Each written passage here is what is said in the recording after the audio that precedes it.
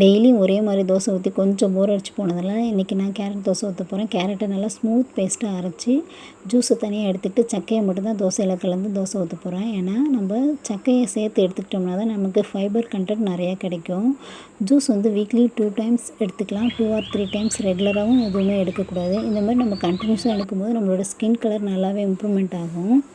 இப்போ நம்ம அந்த சக்கையை தோசை மாவோடு சேர்த்து இது கூட வெங்காயம், தக்காளி, பச்சை மிளகாய் இதை பல்ஸ் மோடில் போட்டு எடுத்து அதையும் நான் இது கூட மிக்ஸ் பண்ணிக்கிட்டேன்.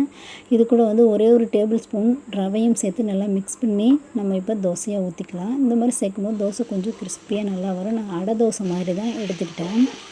எந்த ஒரு விஷயமா இருந்தாலுமே இப்படி பண்ணுங்கள் அப்படி பண்ணுங்கள் நம்ம மோட்டிவேஷன் தான் பண்ண முடியும். ஃபுல் அண்ட் ஃபுல் ஃபோக்கஸ்டாக அவங்க தான் இறங்கினா மட்டும்தான் அவங்களுக்கான வெயிட் லாஸ் சேஞ்சஸ் எல்லாமே தெரியும். ஹெல்த்தி லைஃப் ஸ்டைலுக்குள்ளேயும் வர முடியும். நம்ம எதையுமே திணிக்க முடியாது. இது ஹஸ்பண்ட்கான பிரேக்ஃபாஸ்ட் தான். எப்படி இருக்குன்றதை சொல்லுங்கள் ஃப்ரெண்ட்ஸ்.